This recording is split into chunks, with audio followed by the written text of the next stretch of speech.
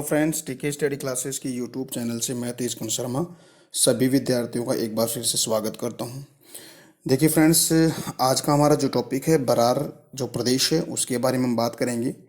क्योंकि आपको पता है दोस्तों, जो हम बात कर रहे थे बहमनी साम्राज्य, और बहमनी साम्राज्य के अंदर दोस्तों जो बहमनी साम्राज्य है ये लास्ट में 5 भागों में डिवाइड हो जाता है। और 5 भागों में डिवाइड होने के बाद में 5 नए राजवंशों की यहाँ पर स्थापना होती है। जैसे हम कह सकते हैं दोस्तों दोस्तों बरार, अहमदनगर, बिदर, गोलकुंडा और आपका बीजापुर। उसके अंदर दोस्तों 5 ये भागों में बंटकर 5 राजवंशों की स्थापना होती है।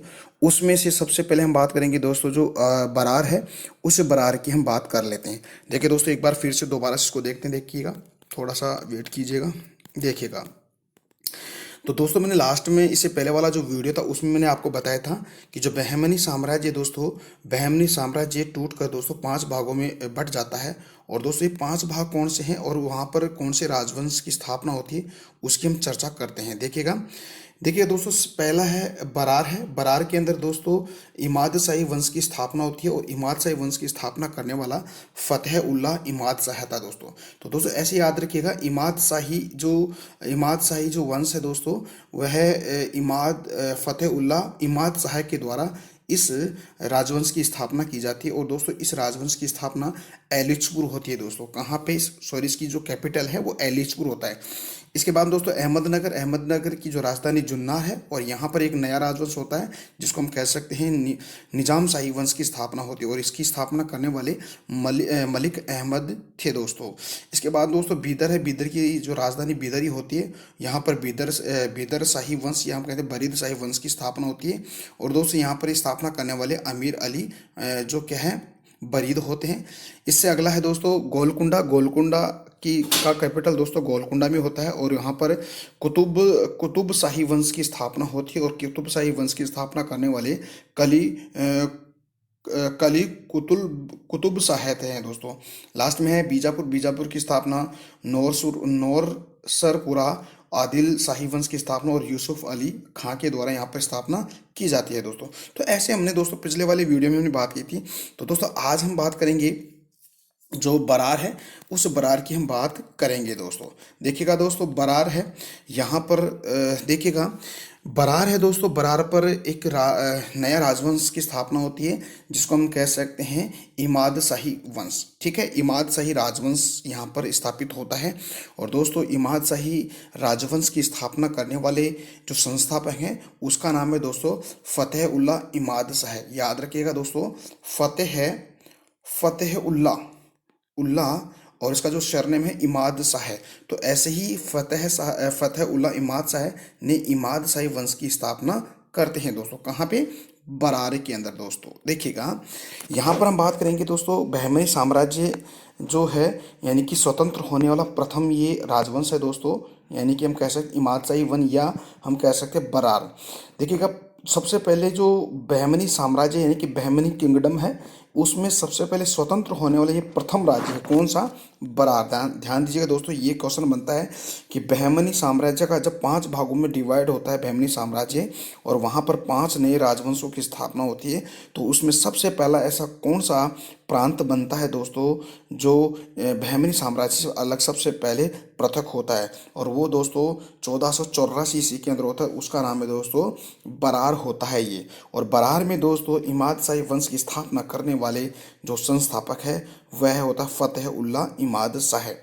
देखिए दोस्तों, जैसे ही बरार अलग बन जाता है यानी कि हम कह सकते हैं कि इस बहमनी साम्राज्य से स्वतंत्र हो जाता है, और यहाँ पर दोस्तों इमाद शाही वंश की स्थापना फतेह उल्लाह इमाद शाह के द्वारा की जाती है। तो दोस्तों इस फतेह उल्लाह इमाद शाह ने इस बरार की 2 कैपिटल रखता है दोस्तों। यानी कि हम कह सकते हैं 2 राजधानी रखता है। एक दोस्तों एलिचपुर होता है, एक होता है गाविलगढ़ दोस्तों। वेरी वेरी इंपॉर्टेंट है दोस्तों, याद रखिएगा।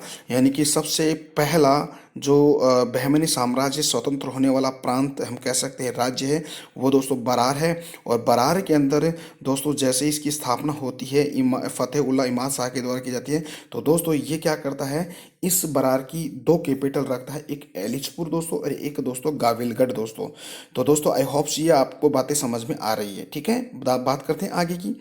देखिए दोस्तों, यहाँ पर जो इमाद शाही वंश का प्रथम जो शासक है, मैंने अभी आपको बताया था, इसका पूरा नाम अगर आप देखें तो फतेह उल्लाह खां इमादुल मुल्क, याद रखिएगा। इस इमाद शाही वंश का प्रथम शासक होता है फतेह उल्लाह खां इमाद उल मुल्क, यानी कि उसको हम फतेह इमाद उल मुल्क भी कह सकते हैं, या फतेह उल्लाह इमाद शाही भी हम कह सकते हैं। तो दोस्तों इस इसका प्रथम शासक ही फतेह उल्लाह खां इमादुल मुल्क होता है।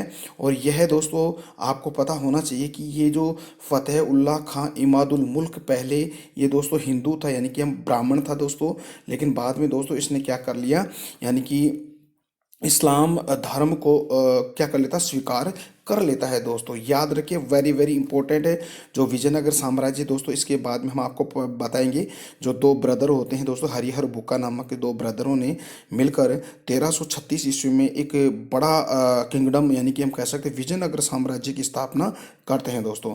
तो दोस्तों विजयनगर का एक ब्राह्मण होता है जिसका नाम फतेह उल्लाह खां इमादुल मुल्क है। इसने, वैसे तो ये ब्राह्मण था, लेकिन बाद में दोस्तों ये इस्लाम धर्म को ग्रहण कर लेता है। ठीक है, अब देखिए दोस्तों, तो मोहम्मद थर्ड, यानी कैसे मोहम्मद थर्ड ने जो महमूद गवाह है को गाविलगढ़ का तरफदार नियुक्त किया था दोस्तों। यानी कि हम बात करेंगे दोस्तों, इससे पहले हमने महमूद गवाह के बारे में हमने बात कर ली थी। हम कह सकते हैं कि जो महमूद गवाह जो है, ये जो मोहम्मद जो थर्ड है दोस्तों, विजय बहमनी साम्राज्य का शासक होता है, उसके इसको क्या गया, तरफदार नियुक्त किया गया था। हम कह सकते हैं दोस्तों, तरफदार का मतलब होता है कि वहाँ पर, यानी कि प्रांत के अंदर दोस्तों टैक्स वसूल करना और प्रांत की जो शासन व्यवस्था है उसको देखना है और शांति व्यवस्था स्थापित करना होता है। तो ये सारा का सारा काम दोस्तों इस महमूद गवाह को मोहम्मद थर्ड ने ये यहाँ पर क्या किया था, यानी उसको तरफदार नियुक्त किया गया था। लेकिन दोस्तों कुछ मिसअंडरस्टैंडिंग के माध्यम से दोस्तों महमूद गवाह को दोस्तों फांसी पे लटका दिया जाता है दोस्तों। ठीक है, तो ये तो हमने पीछे वाले वीडियो में हमने बात कर ली थी, तो आप थोड़ा सा इसको याद रखिएगा। ठीक है, आगे बढ़ते हैं। देखिए दोस्तों, आपको पता है कि 1504 ईस्वी में फतेह उल्लाह खां इमादुल मुल्क की क्या हो जाती है, मृत्यु हो जाती है। और दोस्तों उसकी मृत्यु होने के बाद में इसका जो पुत्र होता है, इसका नाम होता है दोस्तों अलाउद्दीन इमाद शाही। याद रखिए, वेरी वेरी इंपॉर्टेंट है। यानी कि फिर इसका उत्तराधिकारी बनता है, यानी कि हम कह सकते हैं कि राजगद्दी को संभालने वाला उसका जो पुत्र होता है अलाउद्दीन इमाद शाही, यानी कि गद्दी पर बैठता है दोस्तों। और दोस्तों ये ऐसा व्यक्ति था दोस्तों जो जो इसकी जो सोच थी, यानी कि ये साम्राज्यवादी नीति का बिल्कुल पालन करता था। यानी कह सकते हैं कि बरार को दोस्तों इसका साम्राज्य विस्तार उसने किया है दोस्तों। इसकी मृत्यु के बाद में इसका जो उत्तराधिकार होता है दरिया इमाद शाह, यानी कि दरिया इमाद शाह ये इसका उत्तराधिकारी बनता है, यानी कि राजगद्दी पर बैठता है। लेकिन इसने इसका कोई ज़्यादा इंपॉर्टेंट फैक्ट्स नहीं है दोस्तों इसमें, तो इसको आप ऐसे याद रखिएगा। ये जो दरिया इमाद शाह है, ये अलाउद्दीन इमाद शाह का क्या था, ये दोस्तों उत्तराधिकारी था दोस्तों।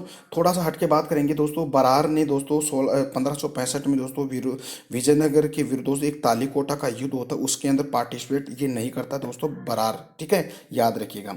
देखिए दोस्तों, दरिया इमाद शाह का जो पुत्र होता है बुरहान इमाद शाह, ये दोस्तों शासक बनता है।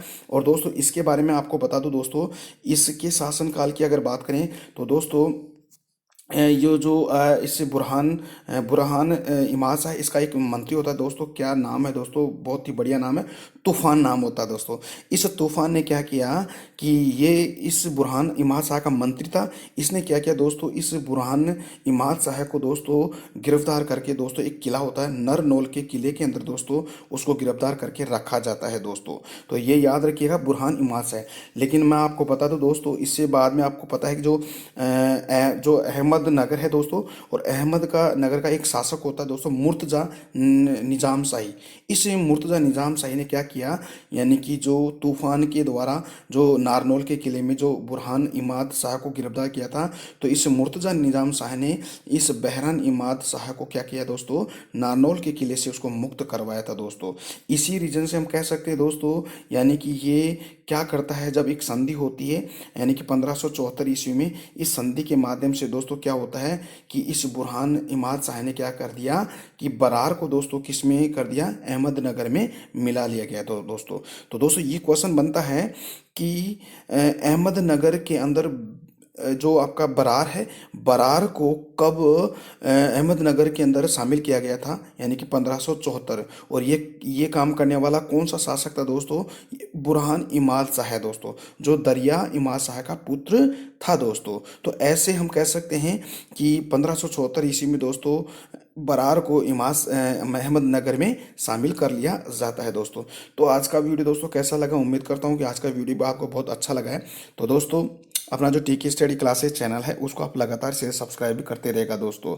और दोस्तों इसके बाद हम कल पढ़ेंगे बरार के बाद में अहमदनगर के बारे में हम डिटेल से पढ़ेंगे। तो दोस्तों जुड़े रहेगा, और अपना जो टीके स्टडी क्लासेस चैनल है उसको आप लगातार शेयर सब्सक्राइब भी करते रहेगा दोस्तों। तो दोस्तों कल मिलते हैं एक नए टॉपिक के साथ, तब तक के लिए मेरे को इजाज़त दीजिएगा दोस्तों। नमस्कार दोस्तों, जय हिंद, जय भारत, वंदे मातरम दोस्तों।